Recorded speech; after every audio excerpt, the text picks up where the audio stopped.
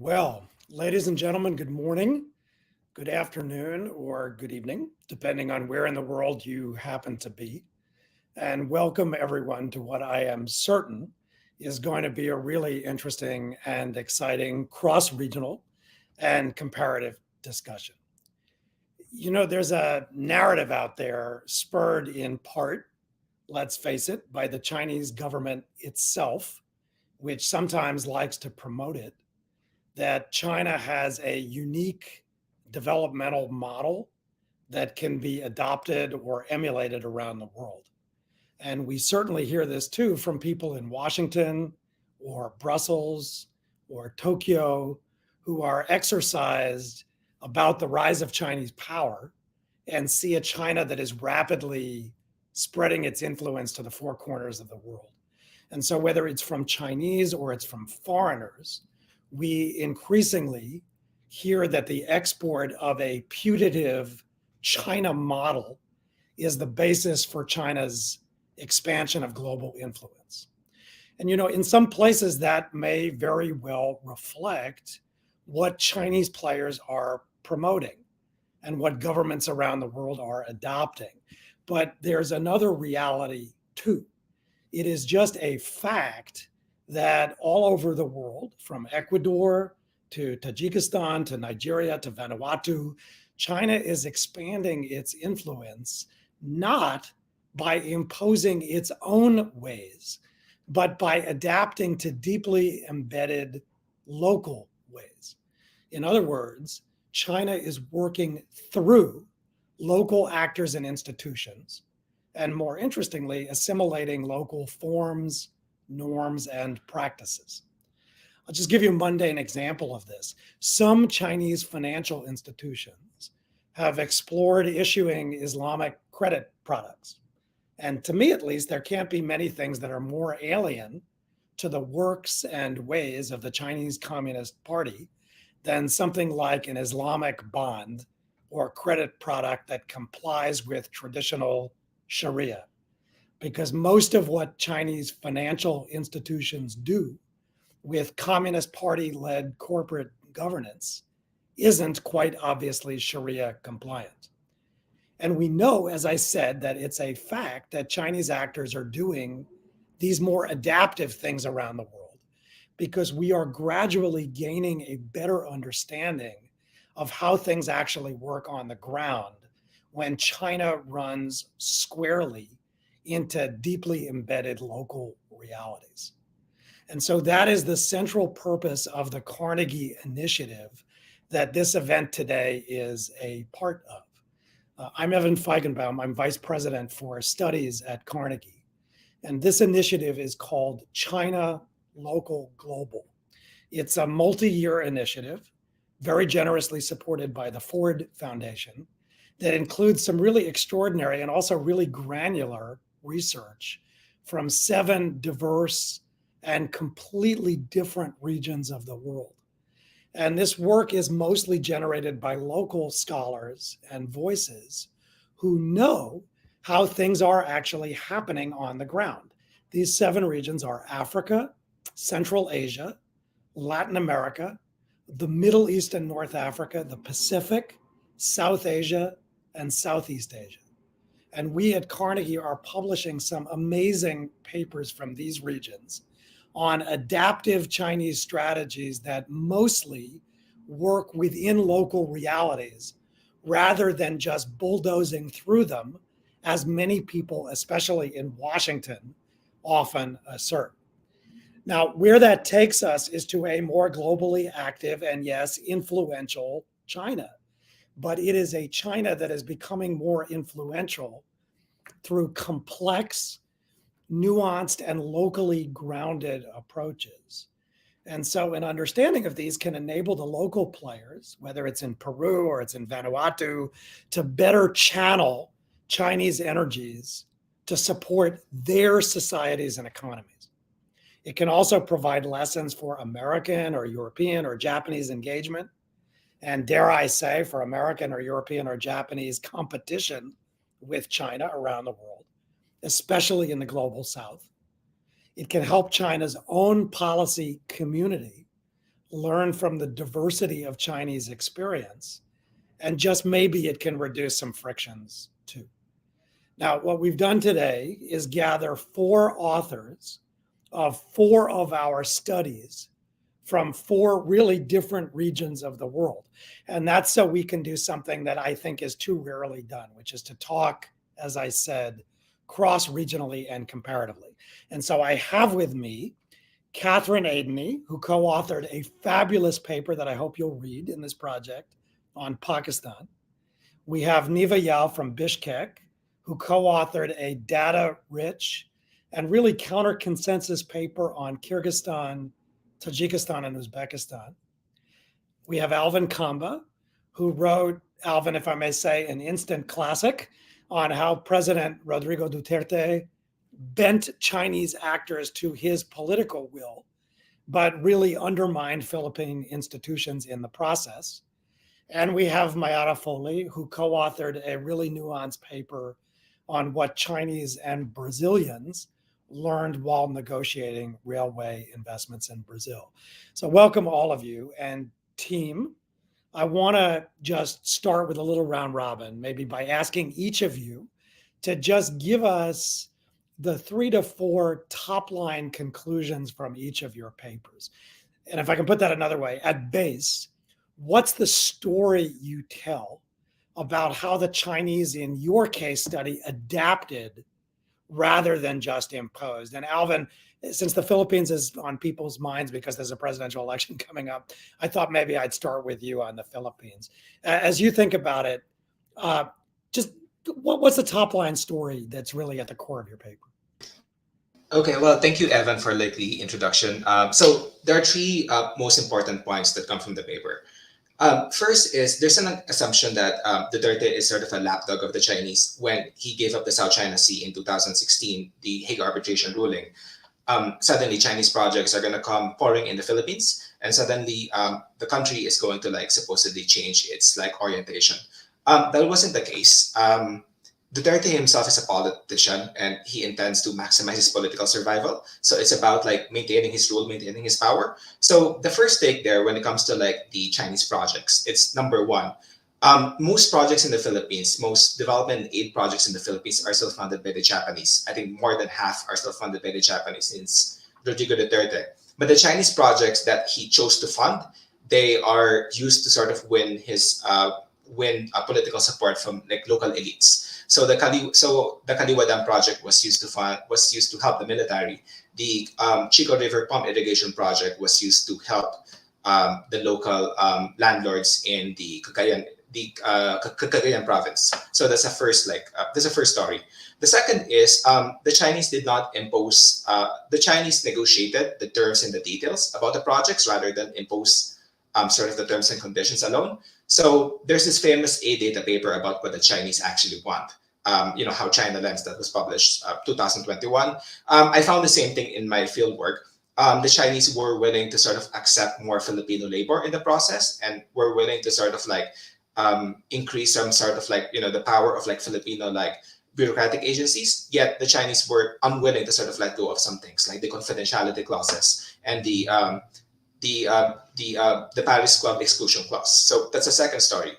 And the last story is, and the last takeaway point is the implementation process did not involve the Chinese at all. It was pushed forward by the Philippine bureaucracy. So you have the National Irrigation Authority for one of the projects, and the other is the MWSS, the Manila Watershed Agency. So this is a largely Filipino-driven process where the Chinese adapted to the local story, to the needs of Duterte as a political elite. Can you just say, you alluded to it when you said the water agency, but you didn't mention what the 2 projects were that you studied. So one was a dam and one is a pumping plant. Say something about why you selected those as the 2 case studies. Case selection goes back to they were the 2 major projects that were ongoing. So there were smaller projects like bridge projects, but they, in my view, sort of like choosing the two big projects would highlight the sort of the political dynamism and the issues more between sort of like negotiating with the Duterte government and sort of like dealing with China. So one project was the Kaliwa Dam project. It's a dam project in like the central Luzon area to the southern Luzon. The other is it's sort of a dam, but it's sort of smaller. It's called the Chico River Pump Irrigation Project. It takes away water from one part of the country and it pumps water in another part of the country. Yeah. And in the Philippine context, are these projects that other potential outside donors, builders, lenders, investors, like, for example, Japan might have supported, but China ended up being the main player? Or was it always Yes. going to be a China? No, both of these projects were brought up in the 70s and the 80s. They were originally pushed forward by the World Bank. They were abandoned by the World Bank in the 80s precisely because of the environmental and human rights issues that the projects would create. And in 2016, Japan counter-proposed, wanted to fund both projects. And they were there right at the point of like choosing projects. So Japan was there. Duterte chose the Chinese simply because the Chinese would build it faster and would not care about the human rights violations and would care less about the human rights violations and sort of the social ramifications that would come about from both projects. Right, but there was a Philippine demand side pull in the sense that these were longstanding projects that were on the infrastructure agenda in the Philippines. It wasn't something that China brought a list to the Philippines and said, "Hey, you ought to build a pumping plant." Yes, the feasibility study actually was done by the World Bank back in the 80s, and the Japanese and the Philippine government did a similar feasibility study during the Aquino regime prior to Duterte. So it was already there. It was readapted to sort of fit the Duterte and the Chinese government in 2016. Great, thanks. All right, so Neva, can I go to you? So, I mean, we're going to go from the Philippines to Kyrgyz. You're sitting in Kyrgyzstan.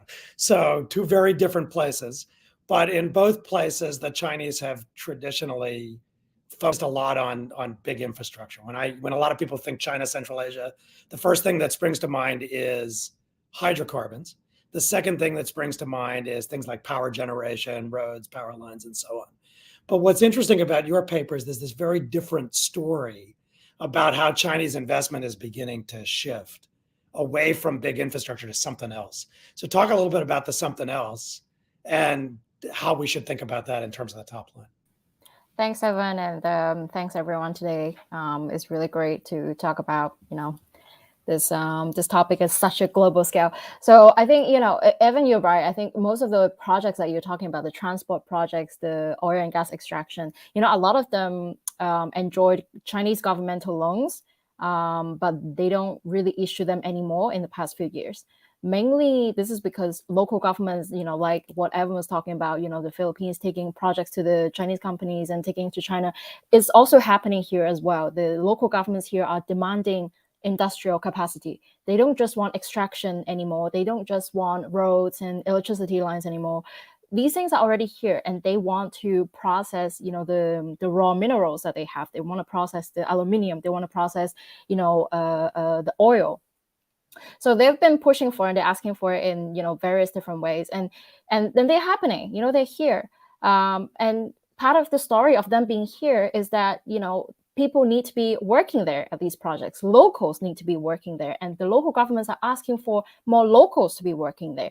But of course, as in many other developing countries, skills shortage is a big problem. And in our paper, we looked at how Chinese companies are actually training these local workers. They're taking them on job trainings in China. They are targeting them, at a very young age after high school to, get petrochemical, engineering in China, and then bring them back to Kazakhstan, for example, to work. So it's kind of like a education traineeship, like a job process. And this has really steadily increased how Chinese companies actually now hire more locals. Now this is also evolving into a more standard policy. I think we wrote a little bit about these Luban workshops that are opening soon in Central Asia and also other parts of the world as well. So let me just push you on this. So first, one point of clarification, because I think a lot of people probably have not heard of a Luban workshop. And in fact, until I read your paper, I'd never heard of them before either. So when people think about tools of Chinese influence around the world, there's a lot of focus on Confucius institutes. And in every region of the world, you see Confucius institutes, which are educational institutions. But you wrote on this parallel thing, which is a network of vocational training schools that are called Luban workshops, which is an interesting play. So say something about that. What is a Luban workshop and what are they actually doing? Yeah, and so the only one focused on vocational training. Yeah, so Luban is a kind of Chinese historical craftsman that is kind of like parallel to Confucius, who is the philosopher that kind of grounded, in a lot of Chinese culture. So Luban was almost like, the opposite of that on the spectrum. So Luban workshop was something that was initiated by, one of the provincial governments in China in about 2016. And they've been very active in Africa for quite a few years already. And what they do is that they provide very tailored, trainings to locals, in areas like sensor, detection, in very industrial 3D technologies, things like that. So it's actually kind of a top-down, measure where Chinese companies are going in to promote themselves by offering particular technologies, but then at the same time the local companies and the local government is actually asking for particular technologies as well. So again, it's a very win-win, almost like Confucius Institutes, where local governments do want their populations to learn more languages and have more kind of work opportunities somewhere else, for the potential of remittance if they work in China, for so on and so forth. So Luban Workshop is very new, but as it is expanding at a very rapid scale.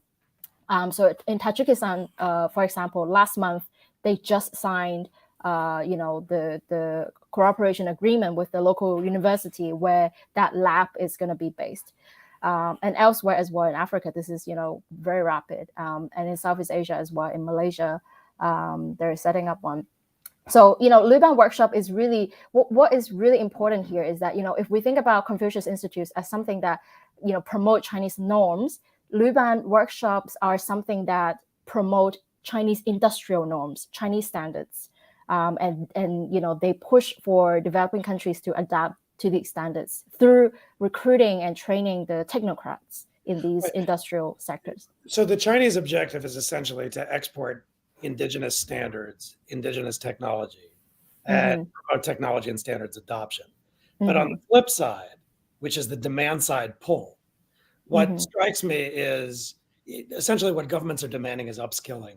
And so what you're describing is a mechanism that provides upskilling that leads to a greater variety of employment in more value-added industry. And that's interesting because I think when most people think of China and Central Asia, for example, and this will contrast with Mayara in Brazil, where there's a lot of very strict labor law in terms of local labor. In Central Asia, there was always a view that the Chinese were importing a lot of labor, right? When I would go to Tajikistan, you would drive down the street, you'd see Chinese workers, right? But clearly that's not in the interest of local populations and of governments that are demanding more employment and more upskilling.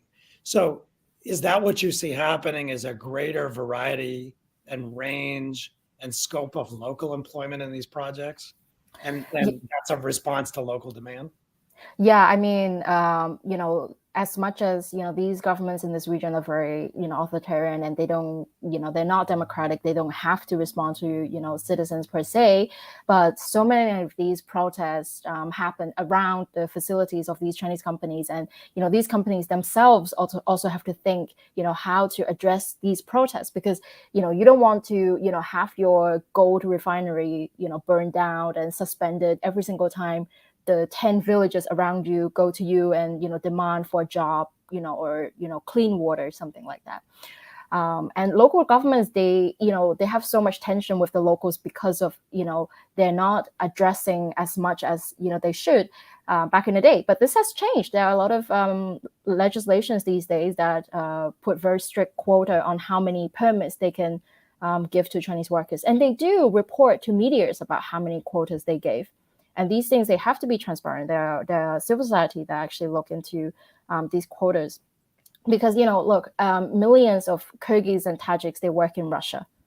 what they have to leave their homes to go, work somewhere else. Why are all the Chinese workers here? This is, a key problem that, has to be addressed, and it is being addressed.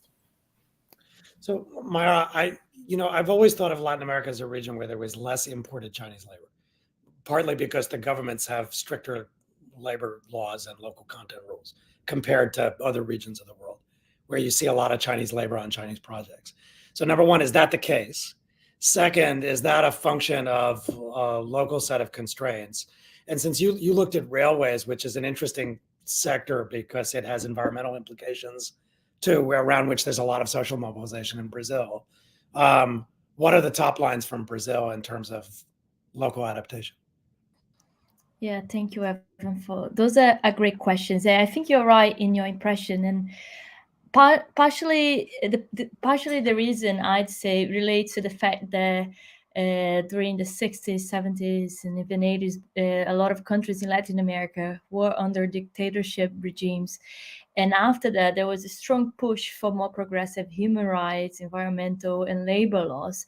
So a lot of its countries, such as Brazil, has very strong constitutions with very strict labor laws, and this reflects very much in external investments from countries such as China. So I think you're right on that.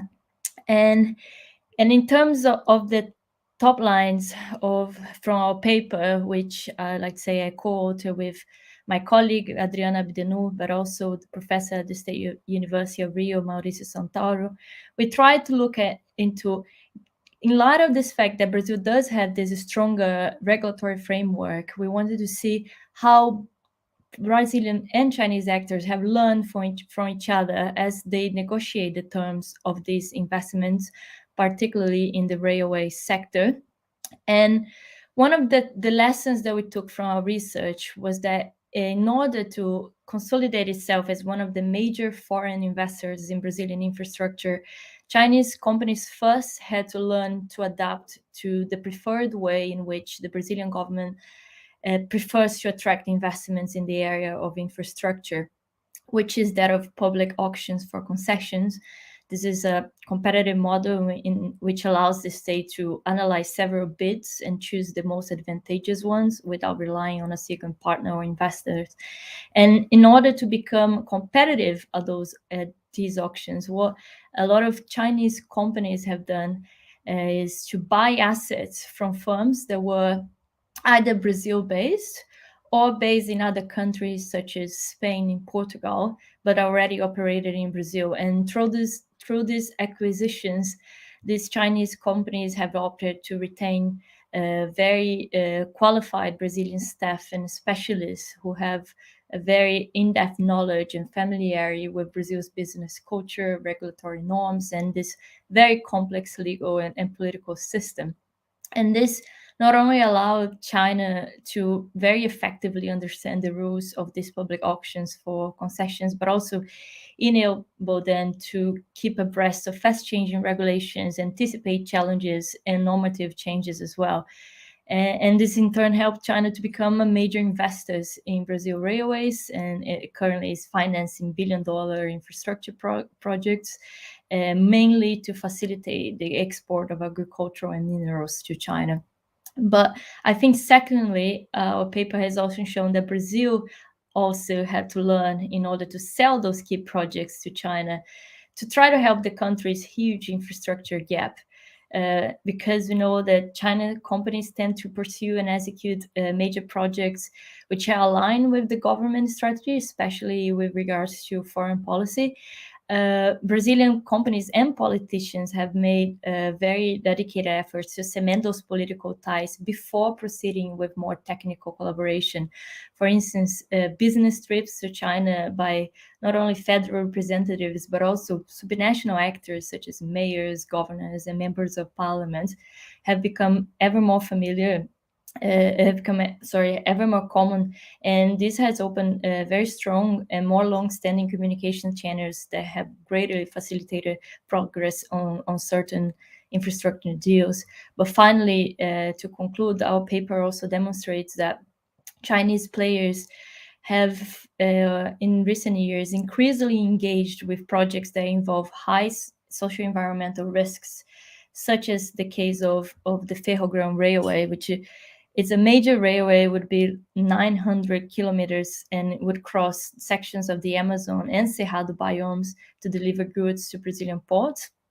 And the societal pushback against this project has very strongly intensified political debates about the sustainability and other potentially negative consequences of large-scale infrastructure projects, which is in turn creating a high pressure on Chinese companies to implement very rigidly environmental, social, and governance principles, but also to adopt more generally more sustainable practices in Brazil. So those were the highlights. So the local dynamic is actually raising the standards on the Chinese end because they're adapting to the higher standards. Yeah, Catherine, that actually, it's funny. You wrote on Pakistan. Pakistan to me is distinctive from all of the other countries, not just the cases of the authors who are on this event today, but the whole range, because the China-Pakistan relationship is so close politically, and it's strategic. And so we always hear, what do they say? That it's so close, it's higher than the highest mountains. It's sweeter than the sweetest honey. And also because the China-Pakistan economic corridor is supposed to be the flagship of the Belt and Road. So that should be ground zero in a way, at least theoretically, of where China really is focused politically, strategically, and is exporting its preferences, its standards, and so on. But the story you tell with your co-author is actually a little counterintuitive because you had access to the negotiating minutes. And you tell this story about where a lot of the projects are driven from the Pakistani end, analogously to what Alvin said about the Philippines. But then there's this much more interactive negotiating dynamic where the Pakistan side is actually directing to the Chinese into certain sectors, particularly the energy sector, and where there's a much more interactive relationship, even though the political asymmetry is so high. So can you talk about the top lines, but also how we should understand that dynamic, since most people would immediately point to Pakistan as a case where China has the most asymmetric leverage? Thanks, Evan, and it's fantastic to be involved in this panel, and certainly listening to the other presenters. There's so much synergy in terms of how China has been interacting within these different countries, but there's also certain things that it's not doing in Pakistan, which hopefully we'll get a chance to talk about later. So as Evan said, this is being portrayed as very much a China top-down strategy. China's the person who's in control, very similar to the narrative in the Philippines.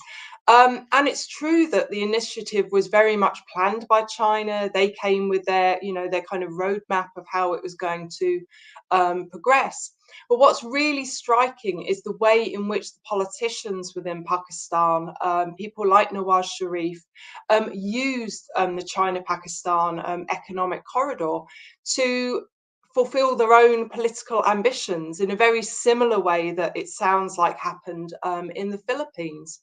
So one example of that would be the energy projects, particularly the focus on the coal-fired power stations. And this, yes, people have said that this suits China to, kind of export coal generation and power. But actually, this was very much a Pakistani political imperative, because Nawaz Sharif was elected in 2013 to sort out the power crisis. And so you see pressure being put on the Chinese companies, for example, with the Port Qasim coal-fired coal plant, so that it will be ready ahead of the 2018 election. What's also interesting is that, despite, its huge economic power, China, after getting used to working with the PMLN and Nawaz Sharif's party, then, Imran Khan comes in 2018, someone who's been very, very critical of CPEC and the way in which it's been implemented. And China has had to adapt to it. And Imran Khan came in with very, very changed priorities, talking about socio-economic development, talking about jobs for people. And I mean, you don't see China agreeing to projects that aren't in its commercial interest. I mean, let's not go too far here. But what you do see is that it has been willing to adapt. And an example of this is there was a lot of politicized intervention over where the special economic zones were going to be placed. And under Imran Khan, you see the initial ones that are being targeted changing to those that benefited Imran Khan's, political allies. So you do see these changes, even though many of these changes weren't actually the most economically advantageous places to be allocating these special economic zones. The final thing, though, that's really important to mention and kind of comes up off the Brazil case is that there has been this focus on, what do we do in terms of sustainability, local jobs, and China's been really quite keen to portray that it is going to be promoting local jobs, local training opportunities. What's notable, however, is that unlike in the other cases that people are talking about here, this hasn't really come off in Pakistan. There's been lots of talk about it happening, but it's all very secretive. But there doesn't seem to be a lot of evidence of the kind of training happening that you've seen, for example, in Central Asia. Lots of Chinese labor is still in control of these projects, particularly at the highest level. Thanks. So, this is really interesting. I want to pull a couple of threads where we think a little bit cross regionally.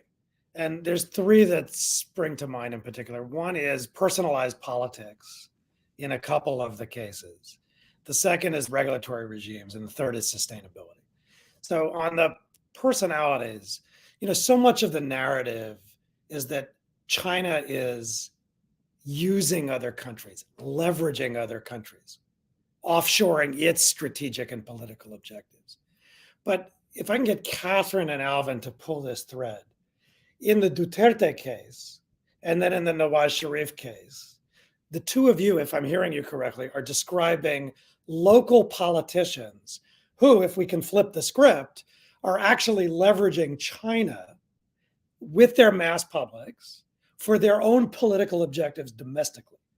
So Duterte is using China in the story that Alvin tells to bolster his own political position by using China, directing China toward projects that involve a little bit of log rolling to constituencies that favor him as opposed to others. So it strengthens his own position domestically.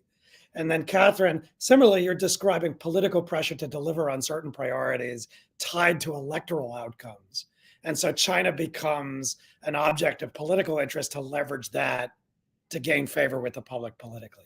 So can you two talk, and then Mayara and Neva, if you want to jump in, just on how do local politicians leverage the China offering to satisfy their own political objectives domestically that have nothing to do with China's objectives? There's Filipino politicians leveraging China within the Philippines, within the public, for Philippine domestic reasons, and in Pakistan too.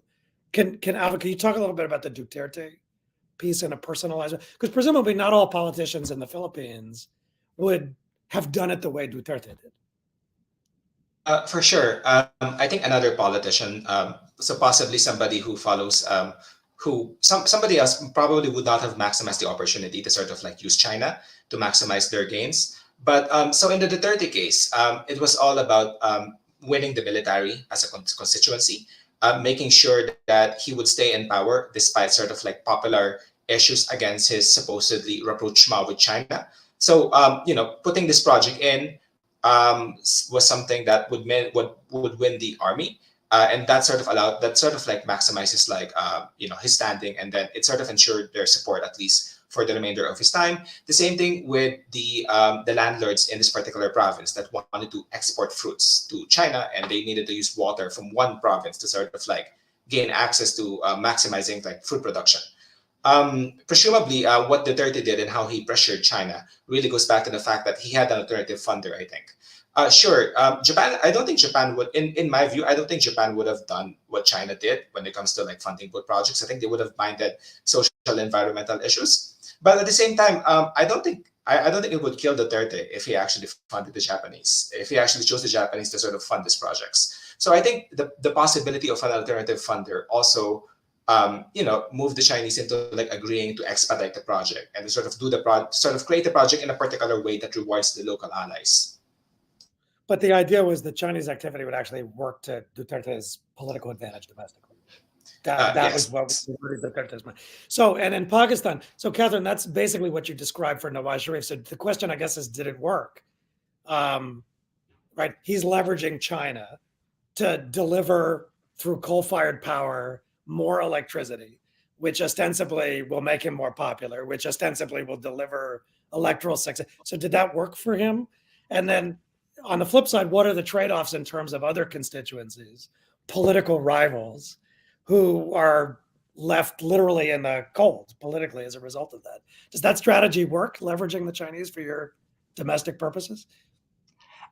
It's difficult to know whether it would have worked or not had there been a free and fair election. However, the 2018 election was one in which we know that the military played a very large role in Pakistan and supporting and aiding and abetting Imran Khan to come to power. So there was a lot of disaffection with the Nawaz Sharif government, but we can't really analyse whether it would have worked or not. Having said that, Nawaz Sharif remains very popular within Pakistan today. But I mean, it's very true that all politicians have tried, those in power have tried to leverage CPEC to get their own, to benefit their own constituencies, where their members are elected, the provinces in which they're based. So Punjab in the case of Nawaz Sharif, or Khyber Pakhtunkhwa in the case of Imran Khan. What's been quite significant, though, is the way in which China has been willing to accommodate this. So you see things, for example, like the Orange Metro line being added as a CPEC project, which was a project in Lahore, very much playing to Nawaz Sharif's base. And the question is, why is China willing to do this? Why is it willing to, invest in these kind of personality projects? And I think one of the answers is that, CPEC was seen to be, really the spearhead, as you say, of the Belt and Road Initiative. It's something that was almost too big to fail. It was set up as almost an example to the world of how Chinese investment could work. And that means that China has not wanted it to fail.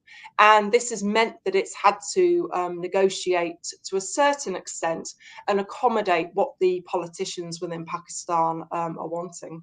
And is that a playbook that all politicians in Pakistan use now? So for instance, has Imran Khan tried essentially to do the same thing with China that Nawaz Sharif was trying to do? So you'd get more continuity, even if the projects or the targets or the constituencies that are designed to benefit are different. And then it actually goes to something that one of the audience members, Mariam Khan, just put in the chat. She said, to what extent is the negotiation between China and Pakistan happening with local politicians, as opposed to just the military establishment and people in Islamabad or in Rawalpindi? That would suggest that all politicians are essentially trying to use that playbook. Is that the case? It's difficult to know what local politicians are doing. I would suspect that those with more influence within the political parties, either the PMLN of Nawaz Sharif or the PTI of Imran Khan, those politicians are some more influential, are then able to lobby their political parties and their, the higher level decision makers who would be the ones who would come more into contact with China through their particular negotiating mechanisms.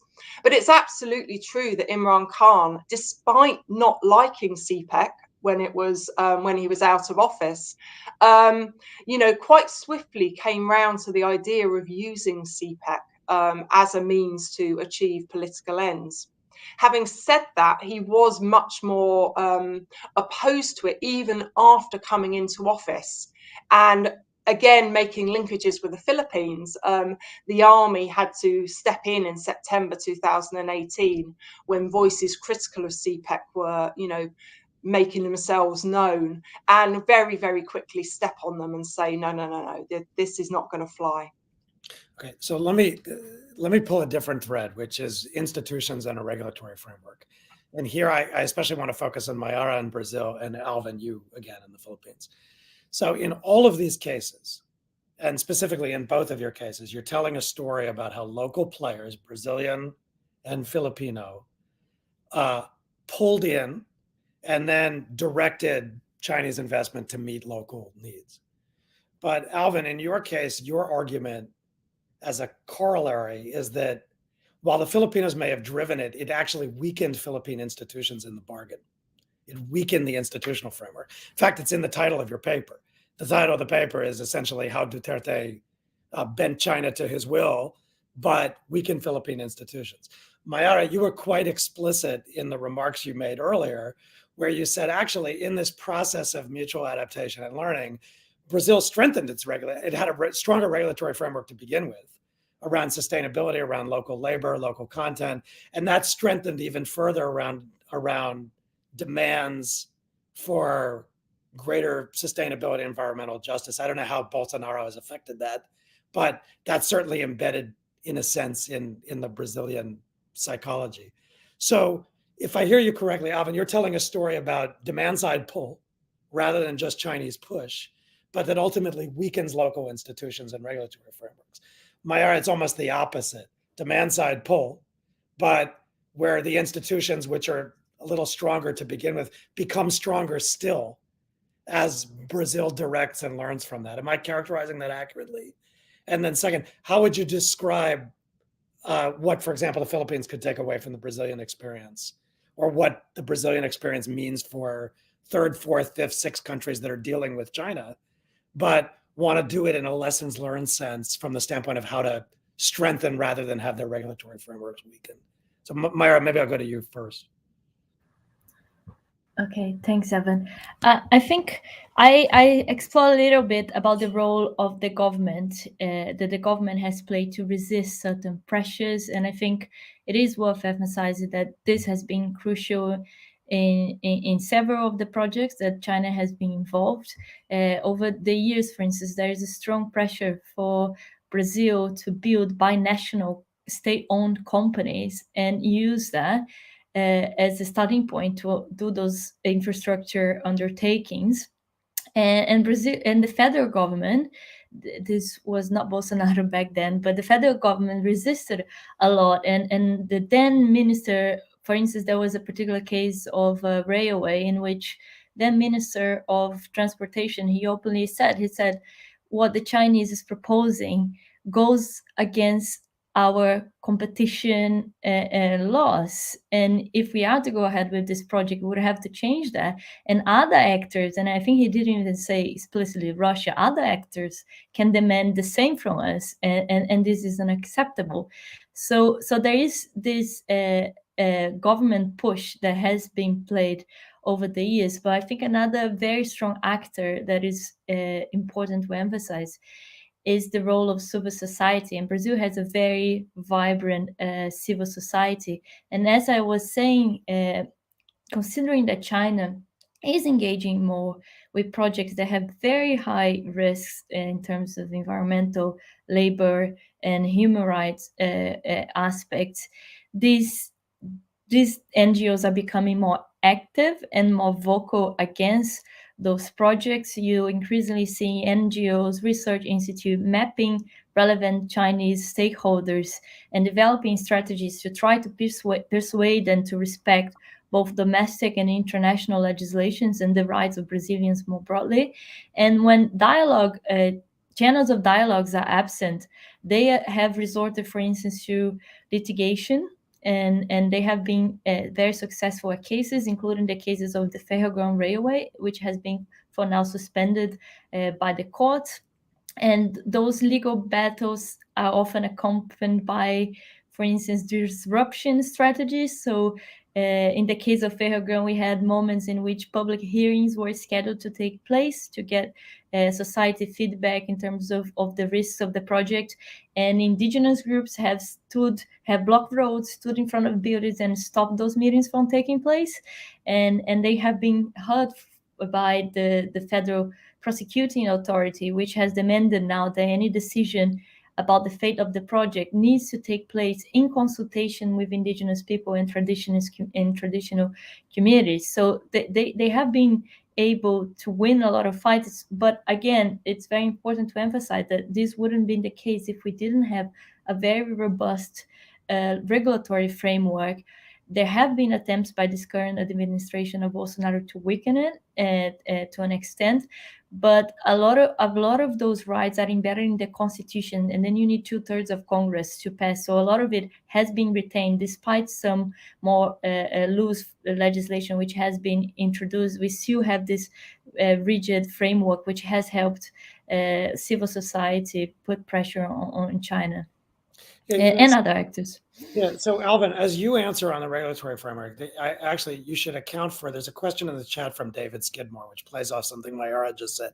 So he asks, have Chinese firms become more willing and sophisticated in dealing with civil society actors in host countries? So if I transpose that to the Philippines, given what Mayara just said, if Duterte was weakening the regulatory and institutional framework, one might have expected intuitively that civil society actors would have resisted, number one. So that goes to the David Skidmore question.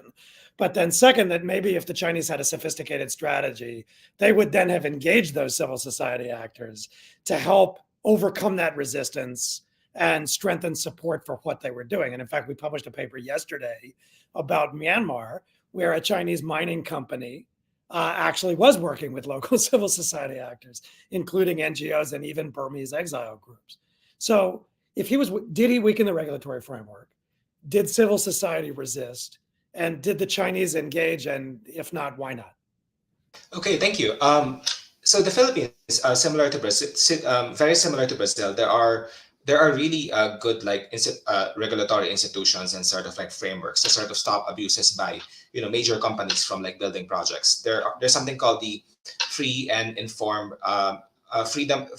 There's something called the FOI. It gives the local areas the chance to say yes or no to a project. If it's a no, then the project has to be delayed. And there are social adaptability procedures as well, to sort of like give local actors, local areas, local villages, the opportunity to say no to projects. The issue why, in general, I don't think so in the Philippine case, and I think in other cases I've looked at, I don't think the Chinese are willing to engage civil society actors more than the state actors. Yes, they are engaging civil society actors more in recent years, but if it is a choice between engaging state actors and sort of like working with state actors versus civil society actors, then I would say they would go with the former. And this is something what I've observed. This is something that I've observed in the Philippine case. In the two dam projects, the demands of civil society and the demands of the Duterte government are absolutely opposed to each other. There was no way for the Chinese to sort of like win civil society. It was either they help Duterte expedite the project, or they adapt to civil society needs and sort of like delay the project and sort of work with them. It wasn't a choice for the Chinese. It was a choice for them, but in order to pursue their interests, they would go with working with Duterte, which is to expedite the projects in order for the projects to be almost completed by the end of his term in order to expand his political legitimacy. So would you say one challenge for the next Philippine government is to strengthen the regulatory framework around these projects? For sure, it is to strengthen this, and it is to strengthen the institutions on this project. Something that the government before Duterte has been doing, but unfortunately, in this particular government, it sort of like went to the opposite direction. Okay, so Niva, if I can flip to you, so if we presume that local governments are able to shape Chinese activity, it's not just, as I said, China imposing, but China adapting. One question that arises, and it's also in the chat from Hannah Cooper, is whether, as the Chinese adapt, their level of comparative interest or disinterest changes, whether the stakes change for China. So one thing I've noticed across every region of the world, all 7 of these geographies, the demand for more local employment and less Chinese workers in the share of project employment. It's a constant across every project, every country, every region. And the story you and Dirk tell in your paper is essentially that was a core Central Asian demand, and it's working, right? They're getting upskilling, they're getting more Chinese labor, less Chinese labor, more Central Asian labor. So Hannah asks, if you get more local labor, do we expect to see less Chinese support for these kinds of projects if there's less in it for China in terms, for example, of employment opportunities for Chinese? So how does that balance of interest change the more successful Central Asian governments have been, for example, in getting China to meet their needs and demands? I think, part of the details that we wrote about in the report is that, there are different stages in any investment projects, in any infrastructure, in any construction projects. And, part of what, China has compromised with, government like Kazakhstan, for example, is this build and transfer method, which is essentially bringing in, say, 500 to 1,000 Chinese workers that built like aluminium processing or, the plastics factory, for example, that's currently being built in Shymkent, Kazakhstan, the south of Kazakhstan. The initial construction, yes, is 500 to 1,000 Chinese workers. Yes, but this is the initial construction where it takes a year, 2 years maximum. But after it's built, the transfer kicks in. That's when the company who built the project trains local engineers to actually run the project. So these are long-term employments. These are not short-term construction workers, because frankly speaking, these short-term employments are profitable to some extent, but they have a lot of issues. How to effectively get workers on schedule to build something, that is, more sophisticated. And often, in Central Asia, these projects were not existed before. These capacities were not seen before. So how could it be possible that local workers actually can build these constructions? It's not effective. Whereas, these Chinese workers, construction workers, they have built the same thing in Africa before. They built the same thing in China before, or other parts of the world before. So to bring them to another place and build it, from scratch is a lot easier. So in that sense, when we, look at, whether or not there's less Chinese domestic support for these sort of Chinese developmental work overseas, the employment has shifted. It has not been completely eradicated. That this is no longer the case. That's not true. They are just shifted in a different manner, and is still benefiting China to some extent, because they're still making money. They get a lump sum instead of a continuous amount of actually running the project, which actually costs them a lot more, in terms of corruption, in terms of dealing with locals, so on and so forth. Whereas they can get a lump sum from the beginning to just build and transfer and leave it to the locals. This is the model that is being developed in Central Asia. So we're near the top of the hour, and I'm getting flashing warning signs from our team, because there's apparently another Carnegie event coming up at the top of the hour. So this isn't the last conversation we're going to have. We're going to have you all back, and this is a multi-year ongoing project. But I do want to do one last round robin where we just go in reverse. Catherine, Mayara, Neva, Alvin. And I want you to just quickly each take on 2 questions. One, when you reflect on the case you wrote on, what worked? What are the strategies, if you're offering advice to any government anywhere in the world, what works tactically and operationally to channel China's energies, as opposed to just being a target of Chinese pressure? Like, what worked for them? And then second, since, the Carnegie, I'm sitting in Washington, there's always this question, how does the US compete? How do others compete? What's the takeaway for 3rd, 4th, 5th governments, Washington, Brussels, Berlin, London, Tokyo, about what their offering ought to look like to meet the needs, demands, and expectations of the recipient countries? If it worked for them with China, what do these other players need to account for? Because they'll be the target of the same kind of demand side pressure. So let's just go in reverse on those 2, and then we'll call time. Catherine, why don't you start? Okay, thank you. So basically what worked in Pakistan was that CPEC was too big to fail. It was a flagship project of the BRI, and that meant that there was leverage as regards China, because it couldn't be seen to fail. Now, that's not something that's necessarily going to be replicated very easily in other countries, but there does seem to be a perception that, you know, China does care about its image. And this is something I think perhaps that other cases can build on as well.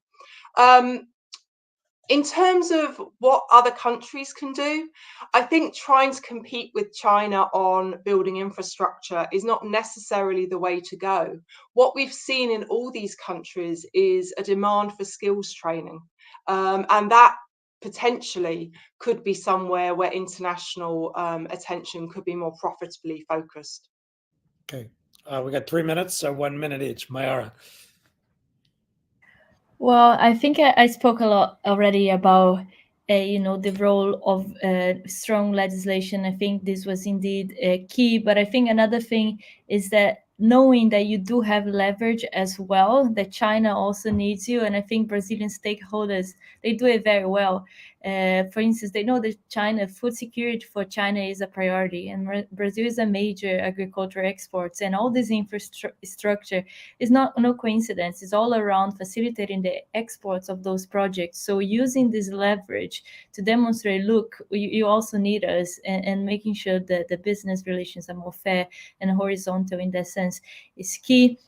And I think obviously against a background of strong rights and norms, but I think in terms of what are the lessons maybe for other regions, I think the case of Ferrogram, for me, this railway demonstrated that other players, they also have investments in environmentally sensitive areas in Brazil, including the US and the European Union. It's very important that they take the issues of environment, human rights, and climate risks more seriously. I think this is essential not only to avoid situations which have gathered a lot of international interest recently of biodiversity loss, deforestation, forced displacement of local population, but also to prevent local tensions, escalate resistance for those projects at the national level, which we've seen in a lot of projects from other countries that invest in Brazil as well. Great. And Niva? I think quite similar to what Mayara just said as well. I think Central Asian countries here, they know that China needs them politically to be on the same side when it comes to the Xinjiang policy. You know, this region shares about 3,000 kilometers with Xinjiang, and the support of whatever China is doing there is extremely important. That Central Asia actually supports China. And Central Asian governments, they know this. They know this very well from the beginning of their independence 30 years ago. And they have now come to use economic leverage. They have now come to ask for certain industrial projects, to, fulfill their domestic agenda of creating jobs, of, creating exportable products that are, value added and so on and so forth. So I think this, mutual understanding, of needing each other is, has been the key here. And I would just add, as the former Deputy Assistant Secretary of State for Central Asia, the U.S. could learn that since value added is what's important and employment is what's important, to direct some of its efforts at that, not just competing China to China, apples to apples on big infrastructure, right? Alvin, why don't you take us home? I'm going to give you the last word. I'll focus on the second point. What's the big takeaway for the United States and the EU? And I think that a lot of Philippine civil society have often criticized the EU and the United States for supporting projects themselves that sort of bypass civil society, that bypass regulatory institutions and sort of regulatory procedures. And I'm not talking about Western projects supported by the government, because governments have always respected these laws. I'm talking about private commercial banks who build dams, and they often lead to expediting these projects, and civil society would end up thinking that, oh, the Chinese are not that different from American or Germans in a way. So I think more focus on sort of regulatory private commercial actors on the side of the West is really important in order to sort of be true to the idea of the spirit of the law, and to sort of being true with working with civil society actors when it comes to big infrastructure projects. Great. Thanks. All right. Well, I want to say three things at the end. First, to all of you, thank you. thanks for joining us, but also thanks for your papers. They're really fascinating, and this is a multi-year project, so we're going to call on you again in a comparative context. Second, for the broader audience, what's amazing about this project, I think, is number one, the diversity of experiences at a country and a regional level, but also because there's so many of them, the ability to do comparative thinking across regions. And even just in this short, whatever it is, 58-minute panel, you see countries as different as Kyrgyzstan, Brazil, Pakistan, the Philippines. You see some similarities, you see some differences, but there are interesting comparative insights and lessons from this, but above all within the framework that locals have agency. There's demand side pull and not just supply side push from China. And so it's that diversity, but also that ability to think comparatively that makes this interesting. Third, what you heard today for the audience is not exhaustive. We've published papers on Ecuador, on Pakistan again, on Myanmar. We have interesting work coming out on Benin, on Algeria, on Nigeria, on Vanuatu, on Peru. So you can either just go to Google and put in China Local Global, or you can go to the Carnegie Endowment website, and under a tab called Special Projects, you'll find China Local Global. And I encourage you to read the papers, but also we have multimedia products with videos, and we're doing a lot of this in, as I said, not just with local scholars, but in local languages. So there's a video with Mayara and her co-authors that's in Brazilian Portuguese. We're translating all of the papers into Spanish, into Portuguese, into Urdu, into Burmese. And so this is meant to be a wide-ranging, truly global project. And to me, it's just an interesting and extraordinarily dynamic way of thinking about China's role in the world at a time when that's more important than ever. So we thank you for joining us. We thank the authors for writing and for joining us. We thank the Ford Foundation for making all of this possible. And this is the first of several events. I hope you'll join us next month for another one with a different set of authors. We're going to talk about China and engagement outside national capitals at the local level, sort of to the question that was asked by one of our audience members. So thanks everybody for joining us. See you again next month, and much obliged to all of you. Bye-bye.